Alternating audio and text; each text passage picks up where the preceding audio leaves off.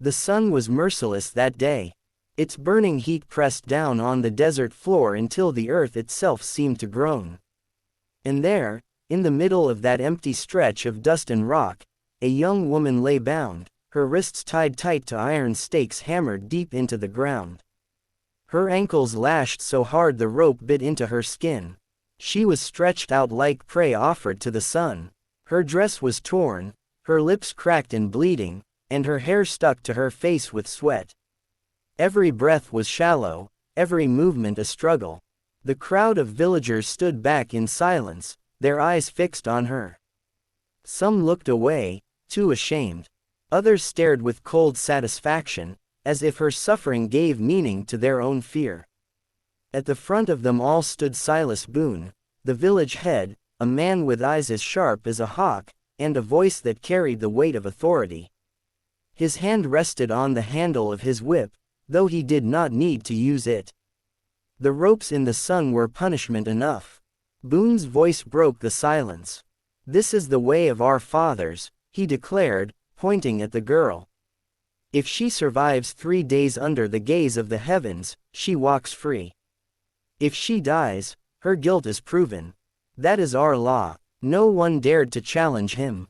The villagers nodded slowly, some muttering prayers, others spitting into the dirt as if to seal the ritual. The girl's name was Abigail Dawson, only 23 years old. She had been accused of stealing from the very people who now condemned her. Gold had gone missing from the stores of the village, and Boone had named her the thief.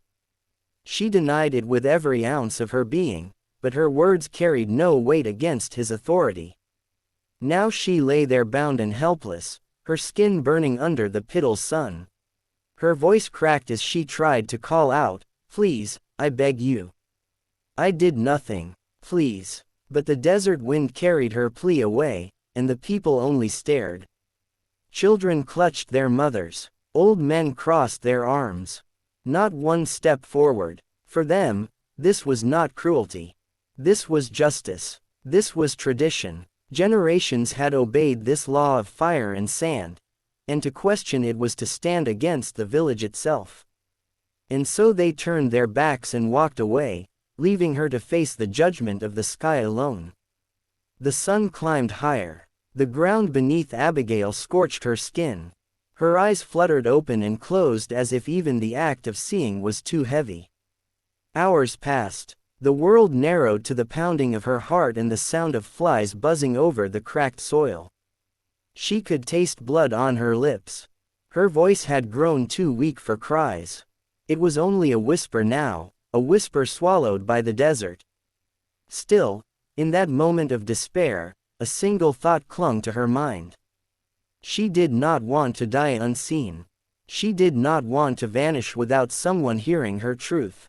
Abigail's lips trembled, and she prayed that some soul, any soul, might pass through this cursed stretch of land and hear her cry.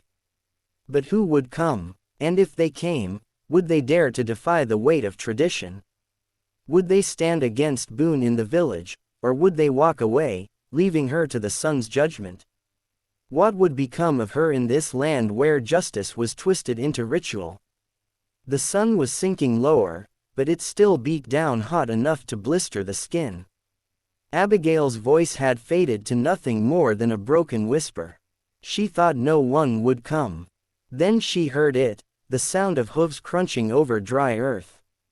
Slow, steady, her eyes barely opened, and through the haze of heat she saw him, a tall figure on horseback, shoulders squared, moving with the slow caution of a man who had walked battlefields and lived to tell of it. Elias Carter, 56 years old, a rancher now, but once a soldier who had carried both scars and secrets back from the war. He had chosen silence over company, work over laughter, a quiet ranch over the chaos of towns. But that silence was broken when he saw her.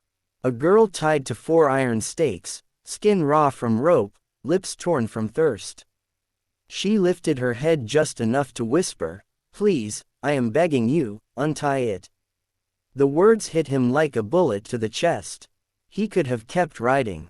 It would have been the safer choice. Everyone in these parts knew better than to cross Silas Boone in his strange law. But Elias was not made to look away from suffering. Not after the things he had seen. Not after the family he once lost because men turned their backs. He slid down from his horse. The dry ground cracked under his boots. He knelt beside Abigail, his shadow falling across her burned skin. Her eyes searched his wide with terror and hope all at once. "You are not guilty, are you?" he muttered. "No," she rasped, her voice barely more than breath. "I swear on my life. I am not." Elias pulled a knife from his belt and cut the ropes binding her wrists. The cord snapped loose, leaving raw red marks on her skin. Her hands trembled as if she could not believe she was free. Then he cut the ropes at her ankles and lifted her up with surprising strength for a man his age. She weighed almost nothing in his arms. The desert had already stolen too much from her. He carried her toward his horse behind them unseen. A pair of villagers watched from the ridge, eyes wide with shock. They would run back to Boone soon enough. The rancher had not only broken a law, he had spat in the face of tradition. As Elias set Abigail on the saddle, her voice cracked again. "They will kill you for this." Elias glanced at her, his jaw tight. "Let them try," he said. And with a tug on the reins, the horse started forward, carrying them away from that cursed patch of earth. But neither of them knew what waited just beyond the ridge. Would Boone and his men let them escape so easily, or was this only the beginning of something far more dangerous? Elias had barely guided the horse past the ridge when he heard the shout, "Stop right there, Carter." The words carried sharp across the dry wind. He pulled the reins and turned his head. There stood Silas Boone with 4 men at his back. Boone's long coat flapped in the breeze, his hand resting near the grip of his revolver. Behind him, one man carried a heavy wooden stick. Another had a knife gleaming in the sun, and a third gripped a pistol half drawn from its holster. Boone's eyes locked on Elias. "You think you can ride off with her? You just spit on the law of this village, the law of our fathers." Elias spoke low, calm, steady. "That law is not justice, Bailey's.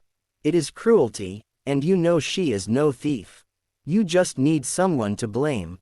Boone's lips curled into a grin that held no humor. His men spread out to block the trail. Abigail clutched the saddle horn, whispering in fear. "They will kill you." Elias shifted his weight, his hand brushing the handle of his old Colt, though he kept it in the holster.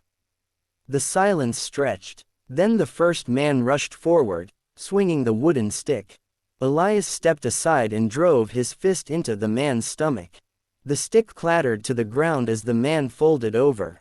The second came fast with the knife. Elias caught his wrist, twisted hard, and sent the blade flying into the dirt. A sharp elbow to the jaw dropped him flat. The third raised his pistol. Abigail gasped, but Elias was quicker. He kicked the man's arm. The gun went off with a wild shot into the sky and Elias slammed him down into the dust. The last man froze, eyes darted to Boone for a signal. Boone did not move. His jaw worked tight, but his hand stayed near his revolver without drawing. He knew better than to push this fight further. Elias had fought wars, and Boone could see it in his eyes. The rancher was not bluffing. Boone spat into the dirt. "This is not finished, Carter. You and the girl will pay. Both of you." He turned sharply and motioned his men to follow. The beaten men scrambled up, limping back with their pride as broken as their bodies. Silence fell again. Elias breathed heavy but steady. He climbed onto the horse beside Abigail, who looked at him with both terror and awe. Neither spoke as they rode on, but both knew this was only the beginning. Boone had been humiliated, and men like him never forgot. Now the question hung heavy. Where could they run? And who, if anyone, would dare stand with them? "If you are still here with me, thank you." Tap that subscribe button so you will not miss what happens next in this Wild West tale. And while you sip your coffee or tea, tell me, what time is it where you are, and where are you listening from? The town was quiet when Elias guided the horse into the sheriff's yard. Abigail swayed in the saddle, half conscious, and Elias caught her before she fell. Sheriff Thomas Hale stepped out from his office, his hand resting on his belt as he watched them approach. "Elias Carter," he said slowly, "I have not seen you since the war, and now you show up with a girl about ready to collapse. What in God's name happened?" Elias carried Abigail inside and set her on a bench. Boone's name left his lips like a stone. The sheriff's face hardened. "That man has been strutting like a king for too long," Hale muttered. He knelt by Abigail, checked the rope burns on her wrist, and shook his head. "She will need water, food, and rest. But I believe her story. Still, belief is not enough. We will need proof." He looked back at Elias. "Give me time. I will dig. I will send men to question the traitors. I will check Boone's accounts in his storehouse. If he is dirty, we will find it." Elias nodded. He trusted this man. They had once fought shoulder to shoulder, and though years had hardened them both, that bond remained. The days that followed passed slow but heavy. Abigail stayed in a small room near the sheriff's office. Elias visited often, sometimes bringing her bread or a tin cup of coffee. At first, she spoke little, her voice faint from the desert. But slowly, she began to open up. She told him about her parents, about the farm she once tended, about how everything was lost when Boone's men accused her. Elias listened, his weathered face softening in the candlelight. She asked him about the war. He gave no glory, only quiet stories of nights too long and mornings too bitter. They shared silences, too. Silences that carried more weight than words.